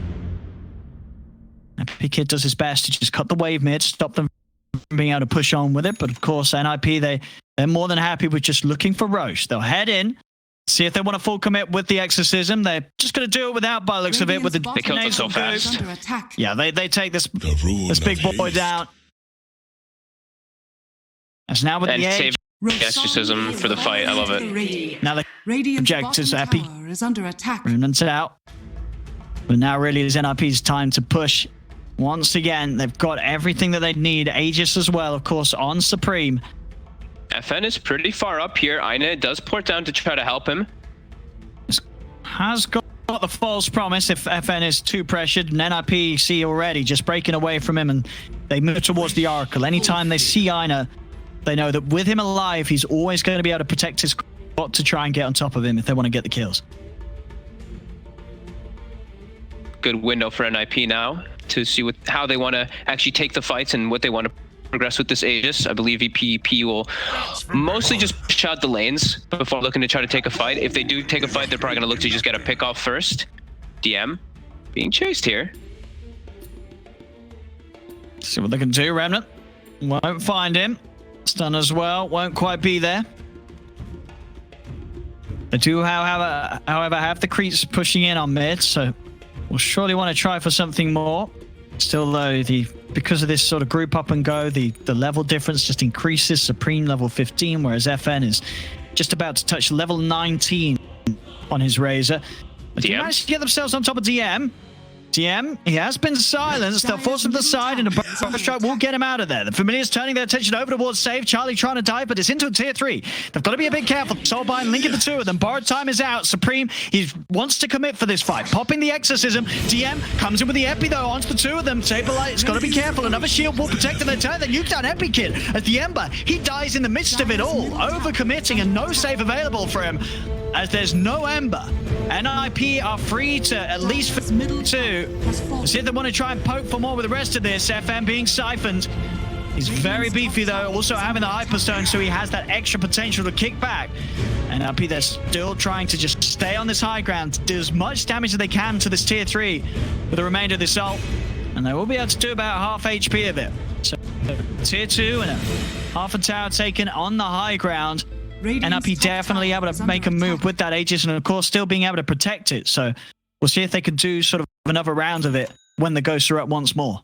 Yeah, I like the way they surrounded the tower. You know, it was like a Grimstroke. You kind of have to pierce through the back lines. They're just going to keep spamming and pushed out. Charlie just dives forward to force a reaction out of Prodigy, and they do get that reaction. Exorcism is going to be on cooldown now for about 80 seconds, but like you said, some decent structural damage, and now they can pick up some nice items for themselves, in particular that BKB on the Death Prophet.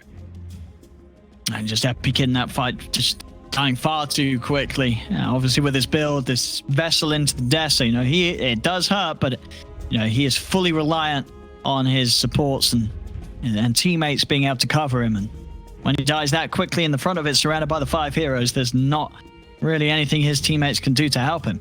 Yeah, no Oracle ult available either. Had already used it on DM. They're going to have a Lotus Orb on DM next, so they'll have at least a little bit more protection or ways to remove, in particular, like silences.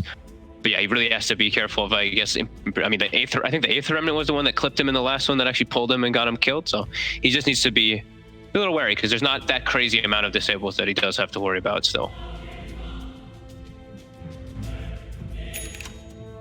And again, any window where they know there's no Exorcism, they do not feel scared about coming over onto NIP's half of the map. Scanning. And farming what they can. AC complete on FN. So that next fight, as long as Epikid doesn't die at the beginning, the AC aura plus him coming in with the Desolator hits, some of these heroes on NIP are going to take huge amounts of physical burst. Not really many with the most armor that I'm seeing either now. 6 armor Death Prophet, 6 on Vadin, 3 and then 5 and change with your Gravekeepers and whatnot. Yeah, they're very low armor. Yeah, it's only really the Bristle that's got anything against that sort of fight.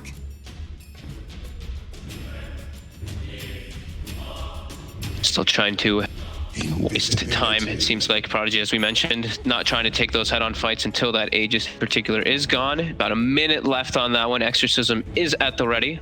If NIP tries to force the issue, as their lanes are in a pretty good spot. Saberlight's pushing in bottom, but the other two are quite nice. And I found out this with the DP Supreme going for the Blink build after his Yule's BKB, rather than opting to maybe buy himself some more armor and focusing on just, I guess, getting to the back lines, getting that silence onto heroes such as the Oracle.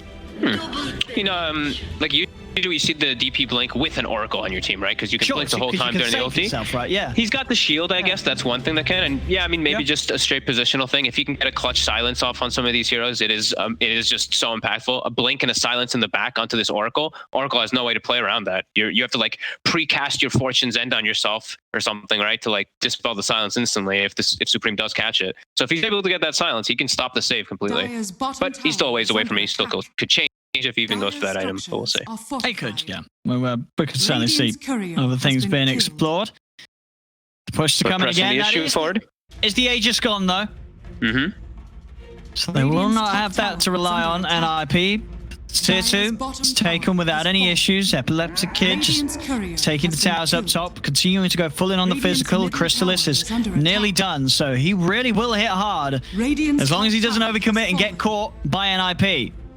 As this high ground push is coming in, they are going to have to respond soon, Vp.Prodigy, if they want to put a stop to this. There's the route onto Sableye, jump forward from DM with the burst trap, but he doesn't get the heroes, only the birds. FN have the static link onto Charlie, but Charlie will be able to break it. The Ghost now out from Supreme, popping that ult and using the spider legs to get into an optimal position, going onto the high ground to try and get to those backlines.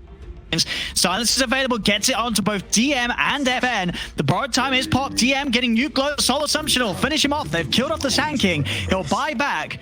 That buyback seeming to be enough for NIP to think twice about pushing on for these racks. They'll lose the Visage as these hard hits from Epic Kid. They do come in.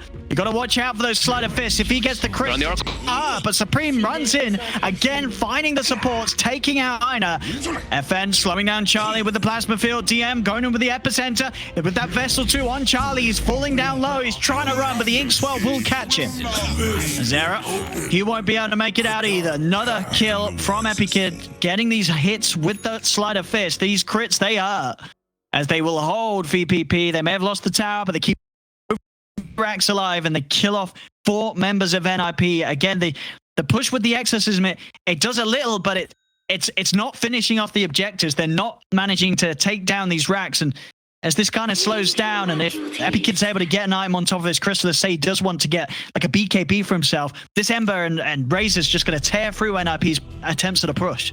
Yeah, it was what? I'm checking it right now. It was 6 Sleight of Fists, and the last one he did 6,000 damage. Razor did 6,000, and then it was 8 Stroke of Fates, which actually also came out from the Grimstroke, which was quite a bit.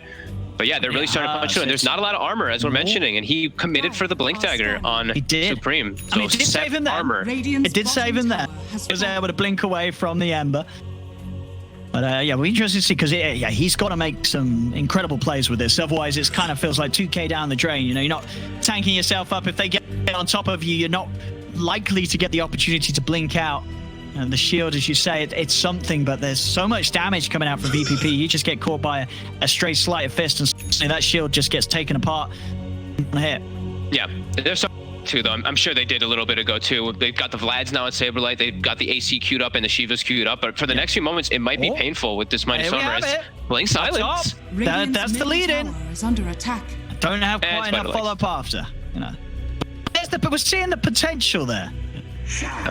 Does managing to sort of punish the push. Well, as this happens, the wraparound's being made by VPP. They come in on the back lines. Supreme is going to pop the Ghost very ambitiously here. There's 5 heroes around. As FN, Supreme is panicking. He tries, no. He tries to TP. He dies to the physical. Problem, right? He pops BKB. That's not going to protect you against this Razor and the Ember. They just kill you off very easily. That is Exorcism and a BKB charge down the drain for the Death Prophet. They just have like I said, they have like no armor, and they didn't like. They're starting to address it, but it's already too much. It's already a big problem. He hits level 20 on Ember 2 and a Daedalus, so even more physical as they're gonna find Era. Thus ends the rune of regeneration. See if they can find Saberlight too. Radiant's trying to run. Is under attack. He just doesn't have the heroes alive to help him out. Charlie's gonna come and he finishes the TP. Whilst most of his team are dead, he is tanky. He'll self-lotus. There'll be a buyback from Eren in an attempt to help him. But even him, he's getting torn apart by these right clicks. He's dead as well. It's a 9k lead, and things are starting to crumble big time for NIP. And you know, maybe questions can be asked around the Blink Dagger pickup on the TP. They just don't have armor. These heroes are dying far too quickly right now. As you know, Epic Kid getting away with this Deso Daedalus build because of the lack of lockdown. It's just destroying them. And FN, his game just continues to get better and better. He's pretty much got a full Skadi done, and he's level 23. Oh boy. Yeah, that's a pretty... Skadi also very good item, right? Versus Death Prophet, even better. Radiant's top tower than it was in the past. And yeah, everything really seems to just have fallen together perfectly for VPP in the last few moments. And NIP, who had this... everything together for them, it seems like they have just hit a bit of that wall of VPP. And VP, And their itemization is just, it's beautiful. They've recognized it. They're like, there's no armor, right? That was their whole plan, because even with the medallion on the Sand King 2 going into Solar Crest, they're all just pumping up their armor and their negation of the armor versus NIP's draft. I mean, playing sort of from this much behind for NIP's lineup, it's so hard, because at this stage of the game, it's like, well, who is their scaling carry, right? You have a position 1 Bristle that, for the most part, you know, Charlie's he's had to build pretty darn defensively. Lotus, Vanguard, Hood, a plate mail. They just don't do the damage. Meanwhile, you have Epikid sliding in and hitting like 1,200 damage crits on the slide. It's like, well, what is your answer to this? What do you have at this stage of the game against VPP's cause? Pretty much. I think their whole the whole plan around it really is they have to be a bundled 5-man unit and just get the push successful. But they have to play perfectly around the fight being pretty fast too, because they only have that duration of exorcism where they're actually powerful. Supreme's going for it. They're gonna try. I mean, it's just the 2 of them. TPs are coming in. He'll pop the BKB Supreme. I mean, he's got to run away from this. He's going to go for the TP out, and he will make it away. That's, he's sort of dancing on death's doorstep there. He will survive. Rax, of course, also more than fine. VPP able to push them off in time. Now there's no exorcism. Yeah, 2 minutes. Prodigy can kind of just push the lanes and look to take a fight immediately now. And it feels like sort of NIP are trying to grasp at straws now, trying to make something work out of nothing. And it's that's sort of the best attempts they have right now, sort of split them up, try and sneak in an exorcism push onto the racks, whilst hopefully for them, PP don't realize, but of course VPP, they're not going to miss that. And now they're ready to run at you. They know there's nothing to be scared of. Saberlight, he's in trouble. Shield's already been used. They'll have the borrowed time coming out in a second. But they'll be able to chase. We'll see how aggressive they want to play. Epiki just moving up to the high ground. He's got nothing to fear right now. The Sleight of Fist just destroys the Abaddon as Saberlight is gone. Creep waves. Charlie has managed to keep the top wave pushed all the way out. The mid lane is pushing in, though, against NIP. So VPP should be able to sweep over, start to bring this one up towards the high ground of NIP. And they took the gem. I believe Saberlight had just picked up a few moments before that. They chased him super far into the base for that one. 30 seconds, no Abaddon, no real front line now, it seems. Charlie's going to try to be that front line, but as we've seen in this game so far, they can turn on him pretty quickly. And it's trying to get a reaction out of FN. FN will now turn with the static link. DM. 2-man Borrow Strike forcing out the BKB from Supreme. Supreme trying to turn with the Siphons, but he's got to be careful. This BKB duration is pretty low right now. FN just turns, hitting back hard with the Skadi. There's no BKB left on the Death Prophet. He's out of the game for 70. Supreme, no buyback. Jump in with the Borrow Strike onto Era. Era torn apart too. 2 dead. They'll move in for more. Diving here, pass towards the tier 3s. It's getting to be all out for NIP as VPP. Their itemization, it just worked out perfectly this game. They knew exactly what had to be done. They abused the lack of armor, NIP's heroes, and NIP, they had the momentum at the start, but there was always that worry. If they didn't manage to close the game, get the high ground objectives before, say, 25 minutes or